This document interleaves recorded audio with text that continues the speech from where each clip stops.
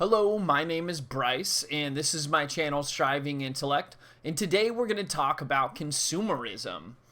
And a lot of you might be thinking of the tariffs that have gone out on China, and whether or not that has made our products more expensive here in the United States. And obviously it has. The products from Temu and Shein have gone up substantially recently, and a lot of people are mad about it. But we need to ask ourselves, is it worth it to get our plastic toys and doodads and knickknacks from China when the human cost is so high? We do not need to get our video game systems and toys at the price of human lives. And specifically, we do not need peasants and slaves in China to make our goods at the risk of their own lives so that our life is a little bit more comfortable, so that we save a couple dollars on the kitchen knife or the plastic bowl for our kitchen that's probably going to catch on fire somehow. Because at the end of the day, the individuals making said products are, generally speaking, in horrific conditions. And the image that I actually have pulled up right now is outside of a Foxconn factory that made iPhones. And right in the very middle of that building, they have what they would put out to specifically catch people from jumping off the building so that they cannot end their lives while working at this Foxconn factory. So again, we do not need to use slaves and peasants to make our goods so that we get a little bit cheaper off of the flammable shirt that we're going to buy from Temu. And this is another image of some anti-jump nets. And it is specifically under the Apple factory in Shenzhen, China. A lot of these companies are heavily subsidized by the Chinese government as well. So even without them using slave labor and peasants to make their actual goods and sell them at a price that seems too good to be true, these companies are not practicing fair competition and free trade. They will run all of the companies that we have in any other country on earth out of business because we will not use slave labor and we are not heavily subsidizing our companies from the government, generally speaking. So we need to ask ourselves, do we want to use these immoral ways of producing goods? Because in the end, I think it really goes down to morals as well. We should not want anything that's produced in sweatshops. We should not want lithium and cobalt from mines that are mined by children. This is just an ethics and moral thing above all else. It obviously sucks that we're having to pay more for our video game systems or computers or whatever it is, but the idea that we have to use slaves and peasants to produce our stuff in an authoritarian country that puts anti-jump nets under their sweatshop factories is absolutely absurd. But I have an article pulled up, and we'll go through this real quick. This is News Nation. Budget retailers Shein and Temu raise prices amid Trump tariffs. Some products have more than doubled in the costs in recent days. Temu has added import charges on many items. The companies had warned they would adjust prices due to Trump's tariffs, and these import charges are something that are levied upon basically every other company on earth that is not China. Like one of the only places that doesn't get all of these charges was specifically China. We were heavily subsidizing these goods to come into our countries. And that was specifically the de minimis exemption. And I'll actually read about that real quick. American consumers had been bracing for the changes after both companies announced plans to raise prices earlier this month. The nearly identical statement by Shein and Temu said that the operating expenses had gone up due to recent changes in the global trade rules and tariffs.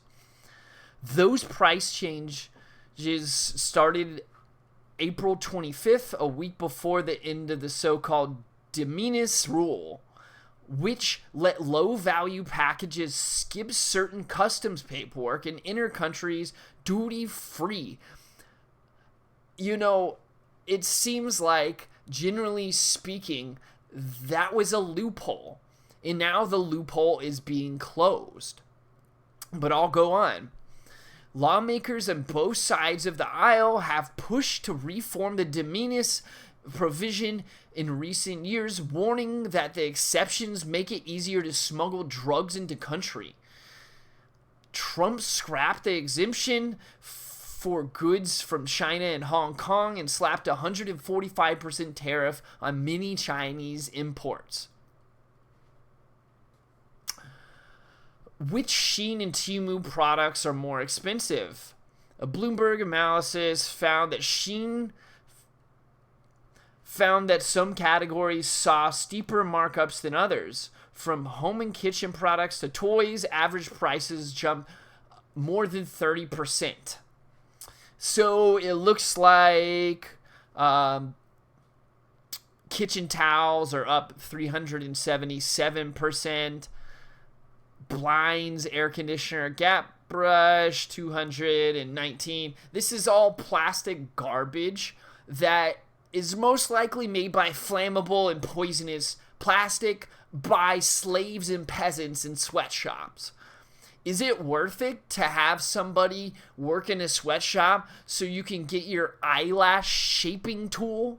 It seems completely unreasonable to just not want something that's made in an ethical way, that's not made out of poison and heavily subsidized in order to destroy all of the other companies in the world.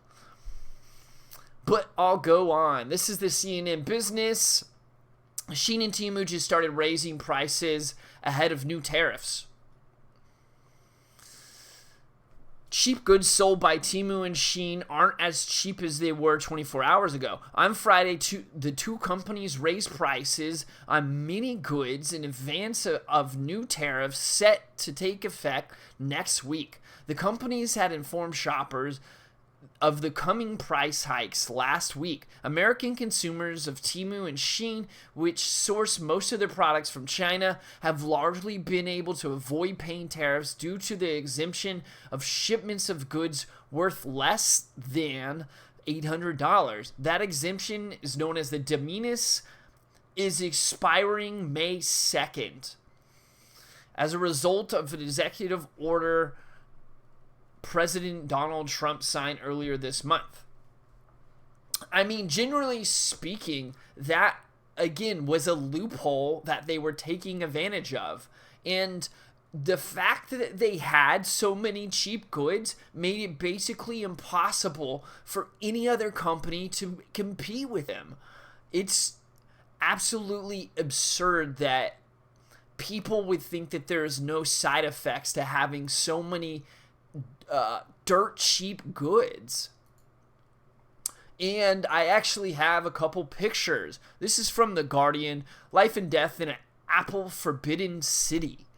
So this is actually from the city where those anti-jump nets were around the buildings. And this is specifically the factories, Foxconn, that Apple was employing individuals to work at. It's basically a factory sweatshop. As you can see, they're living in dismal conditions with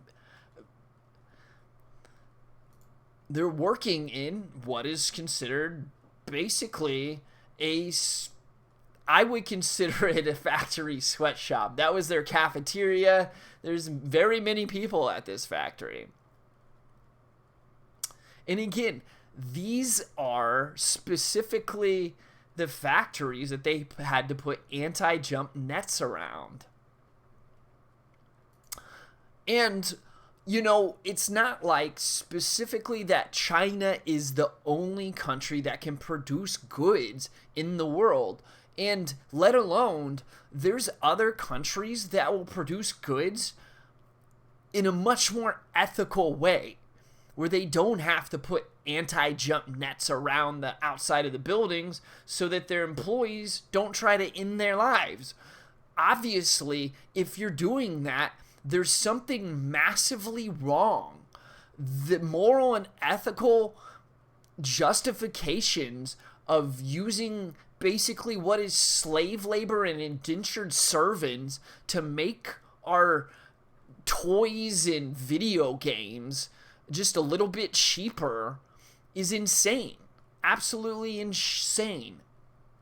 But this is an article from darkhorsefinancial.com, and I'm just going to read the takeaways real quick. India's bid to dethrone China as the world's factory. Hyper-reality.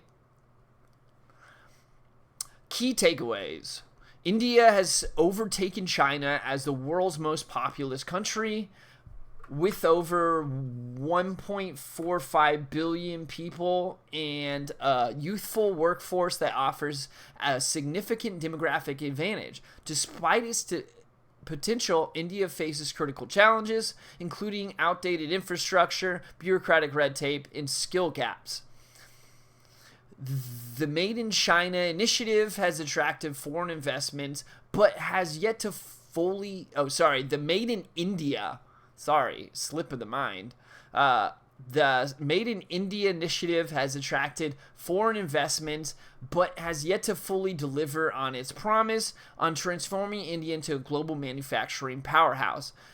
Geopolitically, India enjoys favorable relations with major economies, giving it an edge as businesses look to diversify supply chains away from China. To become the next global manufacturing leader, India must invest in its infrastructure, simplify regulations, and enhance workforce skill and improve quality control. If successful, India could create millions of jobs, boost economy, and reshape global trade. However, failure to address key issues could result in a missed opportunity.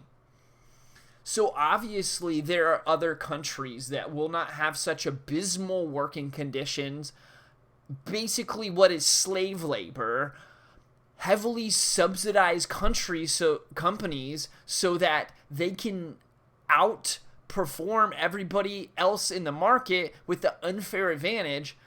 Like, all of these things are things that China does.